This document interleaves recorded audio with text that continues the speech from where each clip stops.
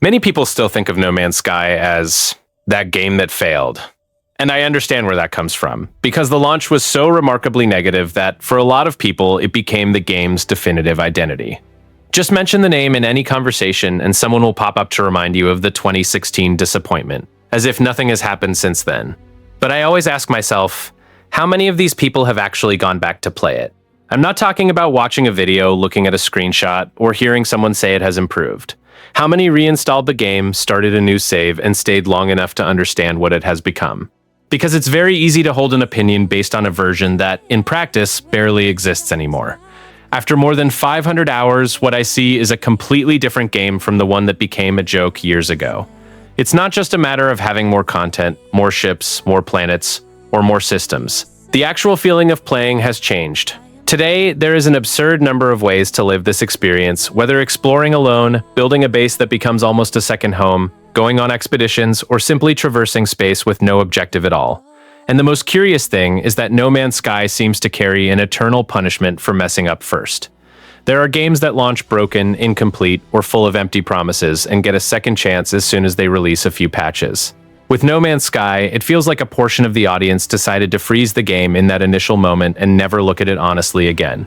This doesn't mean everyone is forced to like it today. The pacing remains slow, exploration can be repetitive for some people, and not every update fixes the limitations that individual players feel. Except that saying it is still the same launch failure is to ignore one of the most impressive transformations I have ever seen in a game. The reputation of a launch carries an enormous weight, perhaps bigger than it should. It becomes a meme, an automatic comment, and a ready-made response passed from person to person. Over time, many people stop talking about their own experience and start repeating a collective opinion. And honestly, after playing so much, I feel that No Man's Sky is one of the greatest examples of this. So when someone tells me they don't play because that's the game that went wrong, my first question is simple. Have you played it recently? Because if the answer is no, maybe you are not talking about No Man's Sky of 2026. You are talking about a memory from 2016, and that game was left behind a long time ago. After 500 hours in No Man's Sky, I thought I would have seen it all by now. Seriously, in a game with a practically infinite universe, there comes a point where you think, okay, now it's just repetition with minor variations. But surprisingly, that's not what happened to me. What caught me the most wasn't the absurd size of the universe. That is impressive from the very start. But the fact that, even after all this time, the game still manages to put me in situations that feel brand new. It's not just changing the color of a planet or the shape of a mountain. Sometimes, it's a combination of elements that creates a completely unexpected experience. There were moments when I landed on a planet thinking it would be just another one, and suddenly found myself in a place with a strange atmosphere, bizarre creatures walking in ways I had never seen before, and an almost uncomfortable feeling of being on something truly alien. And this, after 500 hours. It wasn't supposed to happen, but it does. And the most curious thing is that these surprises aren't always grand. Sometimes it's something small, a creature behaving differently, a combination of weather and terrain that creates a unique landscape, or even a silent moment, alone, staring at the horizon of a planet that seems to have been made just for that specific instant. There is a constant sense of discovery that the game manages to keep alive. Even when you have already mastered the mechanics, understand the systems, and know how everything works, there is still that feeling of what's coming next. And that is something very difficult to sustain for so long in any game. I realize that No Man's Sky doesn't just rely on the amount of content, but on the way it combines that content in unexpected ways. It's as if the game is always rearranging known pieces to create something that, in practice, feels new. After 500 hours, what surprises me most isn't that the universe is big. It's that it still manages to make me feel small inside it, as if there were still something waiting to be discovered at any moment. I've lost count of how many times I abandoned a game, not because I wasn't enjoying it, but because the simple idea of falling behind exhausted me. Modern games have become FOMO machines. Daily events, seasons, battle passes, exclusive rewards that disappear if you don't log in during the right week. It's a routine disguised as fun. And honestly, after a while, it feels more like a job than leisure. No Man's Sky, at least in my 500-hour experience, simply doesn't work that way.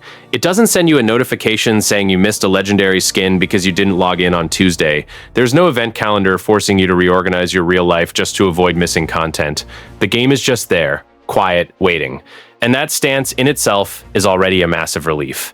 What impressed me was realizing how I returned to the game of my own free will, not out of obligation. I had months where I didn't touch it, dived into other things, and when I returned, I didn't feel punished for it. There was no accumulated to-do list screaming for attention.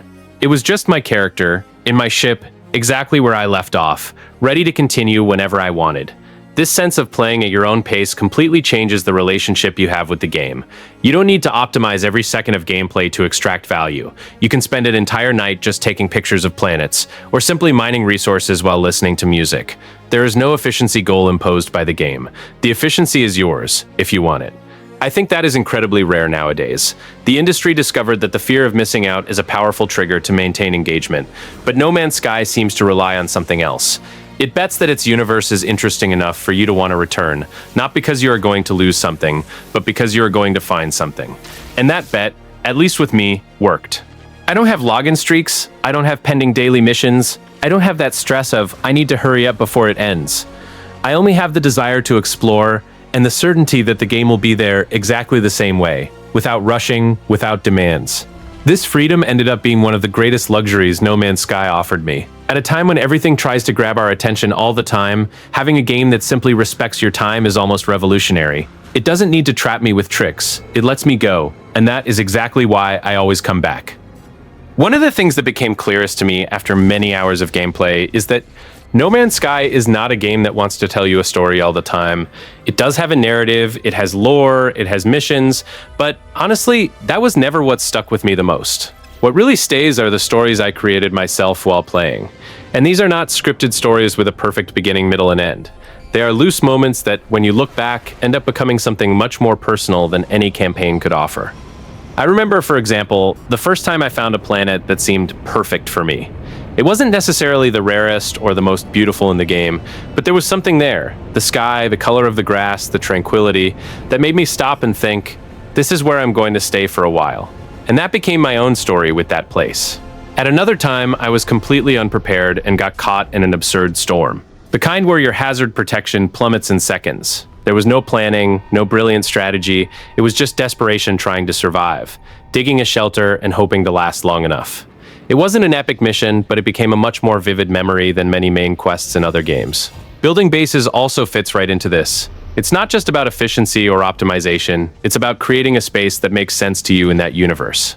Every base I made carries a reason, sometimes practical, sometimes entirely emotional, and that transforms something simple into a short personal narrative. And then there are those unexpected discoveries. A rare abandoned ship, a strange system, a creature you've never seen before. None of this comes with a dramatic soundtrack or a cinematic camera cut. But even so, these are moments that stay, because you feel that you were the one who found them. No Man's Sky works almost like a story tool, rather than a traditional storyteller. It gives you the setting, the possibilities, and lets you fill in the rest. And after 500 hours, I realized that what I remember most about the game are not the things it wanted to show me, it's the things that happened to me inside it. There is something in No Man's Sky that took me a while to value, and only after hundreds of hours did it become clear. Silence is part of the experience. It's not an absence of content, it's a design choice that few games have the courage to maintain. We live in an industry where everything has to be constant stimulation. Explosions, dialogue, on-screen objectives, XP going up, notifications flashing. Modern games seem afraid to leave the player alone with their own thoughts for more than 30 seconds. And it is exactly at this point that No Man's Sky does something different. I've lost count of how many times I simply walked across a planet with no real objective. No active mission, no specific resource to collect, no rush. Just me, the sound of that biome's synthetic wind, and the soundtrack kicking in very softly in the background, almost as if it knew that was a moment to listen, not to act. This feeling of solitude isn't sad, it's contemplative. It's being in an immense, often hostile place, and feeling a strange peace for being completely alone there. There is no NPC giving you that quest. There is no progress bar demanding urgency. There is only you in that space. The soundtrack helps a lot with this. It doesn't try to hype you up all the time. It accompanies the rhythm of the silence. There are parts that are almost ambient, floating sounds, and this matches perfectly with the idea of exploring something unknown, with no one to validate it other than yourself. I think it is precisely this pause that is missing in many games today. The industry is so afraid of losing the player's attention that it forgets that contemplation is also a form of engagement. Sometimes, standing still watching an alien sunset is worth more than any well-choreographed action sequence. This silence has become one of the things I value most in No Man's Sky. In a world of games screaming for attention all the time, having a space where I can simply exist, look, listen, and feel without rushing is rare. And after 500 hours, that's what makes me come back. Not the action, but the peace of being lost in some corner of the universe, alone, and being completely fine with that. If someone had asked me back in 2016 what the fate of No Man's Sky would be, I probably would have said it would be forgotten in a few months. Not for a lack of ambition, but because the industry has shown multiple times what happens to games that start that way, they disappear. And that is why, after 500 hours, what impresses me the most isn't what is inside the game, it's the people behind it. Because, to be entirely direct, No Man's Sky had no logical reason to become what it is today. Hello Games could have taken the most common route, reduce support, release a few minor updates, and eventually move on to another project. Or even try to repurpose the idea into a new game with another name, different marketing, and a disguised second chance. The entire industry works like that. But they chose a much harder and much less guaranteed path. To keep going, to update, to rebuild, and to do it without charging for every new piece they added. Every major change to the game didn't come as a paid expansion, but as a clear attempt to improve something that hadn't worked in the past. Meanwhile, we see much larger games, with massive teams and absurd budgets, being abandoned quickly. Projects that barely have time to establish an identity before being shut down for missing targets. Entire communities are left stranded overnight. No Man's Sky, on the other hand, became almost the opposite of that. It not only continued to exist, but it transformed over the years. And whoever plays today is not just seeing an updated game, but the result of an insistence that is rare to see in this medium. And that completely changes how I view these 500 hours. It's not just time invested in a game, it's time accompanied by a project that refused to die. There is a different weight to that, a feeling that it was built piece by piece, both by the developers and by those who kept playing. The greatest miracle of No Man's Sky isn't in space, on the planets, or in the technology. It's in the decision not to give up when it would have been easier to simply move on. And today, in 2026, that is perhaps the rarest thing of all. If I said No Man's Sky is perfect, I would be lying, and precisely because I have so much time in the game, I know well the points where it stumbles. I think it's important to talk about them because no recommendation is truly valid if it doesn't admit what is bothersome. The bugs still exist. It's not the chaos of 2016, but they show up. You might fall through a planet's terrain, see your ship float in a weird way, or a mission might simply glitch and require you to reload your save. These are frustrating moments that break immersion, and you can't pretend they don't happen, especially when you play as much as I do. There is also the matter of repetition. The game has many mechanics that, if you don't create your own goals, turn into an infinite loop. Mining resources, refueling the ship, warping to another system, repeat. After a few dozen hours, you know exactly the rhythm of it, and the formula can tire out anyone looking for constant variety. Procedural generation, which is the soul of the game, is also a double-edged sword. Yes, you find unique planets, but you also find many that look like disguised variations of the same model. Sometimes, landing in a new system brings that feeling of, I've seen this before, just with a different sky color. The universe is huge, but not always as diverse as the numbers suggest. And then there's the combat. If you are expecting deep gunplay or elaborate fighting mechanics, you will probably be disappointed. No Man's Sky never quite knew what it wanted to be in this regard. Space dogfights are basic, ground action is clunky, and neither is a reason for you to keep playing. The game simply doesn't shine there. The point is, I know all these flaws, and yet I keep playing. Not because I ignore them, but because I accept that the game shines in other areas. I think that is exactly what makes a 500-hour opinion more honest. You saw the flaws, you lived through them, and you still found value elsewhere. So, yes, No Man's Sky has problems. It's not the game for someone who wants frantic action, a rigid narrative, or consistently polished experiences. But being fair with what it gets wrong only reinforces what it gets right. And for me, after so much time, the balance is still positive. Only now you know it's a conscious positive, not a blindly fanatical one. After more than 500 hours, the realization finally hit me. I was never trying to beat No Man's Sky. Not that there is a clear end to reach, but during all this time, I noticed that my mind was still operating in the old mode. Years of traditional games taught me that progress is synonymous with completion. I always thought I was on a journey toward an epic finale, credits rolling, everything resolved. Except that moment never comes. And crazily enough, that stopped bothering me. Most of the games we grew up playing work like a race. You start, advance, overcome challenges, and cross the finish line. The brain registers this: winning is completing. But No Man's Sky resists this logic in a way that, at first, can feel empty. There is no final score, no completion ranking, no congratulations, you won screen. And it was precisely because of this that it ended up changing how I view my time inside it. Sure, there are missions, narratives, and even a theoretical central objective. You can follow the story, head for the center of the galaxy, hunt for resources, and build giant bases. But after so much time, I realized that none of these things is the true goal. They exist more as possibilities than obligations.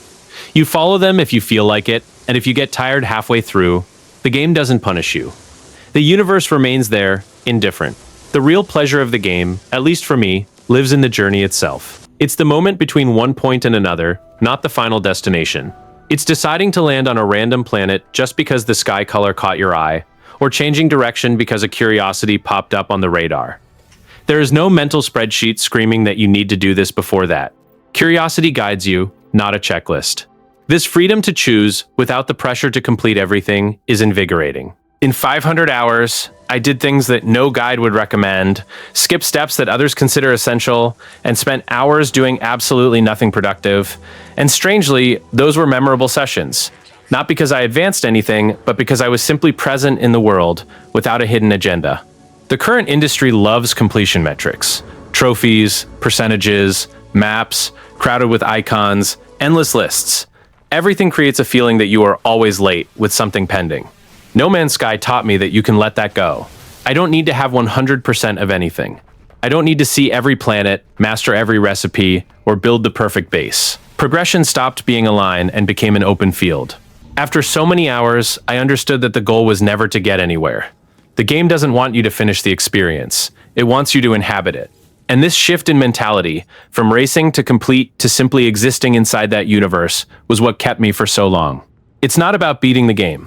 It's about wanting to stay there, with no reason other than the act of being there itself. If I look at No Man's Sky in 2026 and try to see beyond many hours of fun, what shocks me the most is the mirror it has become for the gaming industry. Because, being honest, what happened to this game should never have been something so extraordinary. But unfortunately, or fortunately, it was. We live in an era where releasing unfinished games has become almost routine. I'm not talking about minor bugs, but experiences that clearly needed more time, go out to stores anyway, and then the studio already targets the next project or a sequel. The logic seems to be, ship it, sell it, and let the community deal with it. It's not rare to see live service games being shut down in months, leaving players stranded. No Man's Sky could have been just another one in line.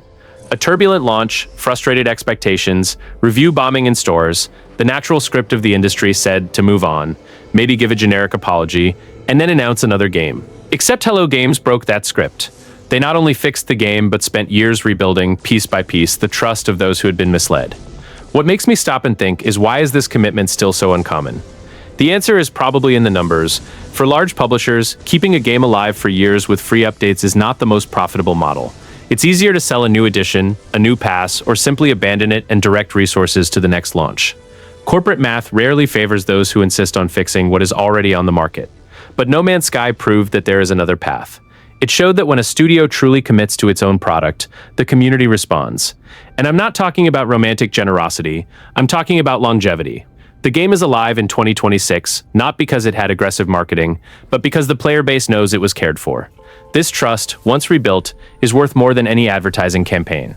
The industry, however, still hasn't learned the lesson. We continue to see games being abandoned, servers closed, promises broken, and every time that happens, No Man's Sky looks more like a unicorn. It shouldn't be the exception, it should be the standard. If you sell an experience to someone, the bare minimum responsibility is to ensure it works and evolves. What No Man's Sky taught me about the industry is that games are not just disposable products. They can be long-term projects that grow along with those who play them. But that requires something the industry has been offering less and less: patience and responsibility. And perhaps that is why, after 500 hours, I value so much not only the game's universe, but the rare attitude of those who keep it alive. So, after all of this, let's get to what really matters. Is No Man's Sky worth playing in 2026? I will be honest with you, the answer is not an automatic yes for everyone. And I think it would be dishonest on my part to sell the game as if it were essential for just anyone. If you are looking for constant action, non-stop adrenaline, fierce online competition, or a linear campaign that pulls you by the hand to the final credits, maybe No Man's Sky isn't the best choice. It doesn't deliver refined gunplay, it doesn't have seasonal rankings, and it definitely doesn't tell you a 3-act story with cinematic cuts. In those categories, there are dozens of games that do a better job. But if you are the type who likes exploration for the simple pleasure of discovery, having real freedom to decide what to do tomorrow, and creating your own experiences instead of consuming a ready-made narrative, then things change completely. For this profile, I would say that few games have aged as well as No Man's Sky. It is not just playable in 2026, it is, in a way, at its peak. I spent many hours in this universe, and, looking back, I realized that what kept me wasn't a reward system, a battle pass, or an epic story. It was the feeling that every time I turned on the game, the day could literally be about anything. And that freedom, after so much time, didn't age. It matured. The truth is that No Man's Sky demands a different attitude. It asks you to be curious on your own, to find internal reasons to keep going, to accept silence and slowness as part of the package. It's not a game that seduces you with explosions, it invites you with possibilities. And this fundamental difference is what defines whether you will love or hate the experience. But perhaps the most important thing I took from these many hours is a reflection that goes beyond the game itself. I think No Man's Sky was never really about exploring an infinite universe with billions of planets and endless galaxies. In reality, it ended up being about recovering something that many modern games simply lost over the years. The curiosity of simply going out there to discover what exists beyond the next planet. So, is it worth it in 2026? For me, without a doubt. Not because it is perfect, not because it is for everyone, but because in the middle of so many things screaming for attention, it still knows how to whisper. And whoever is willing to listen to that silence will probably find one of the most generous spaces the gaming industry has ever built.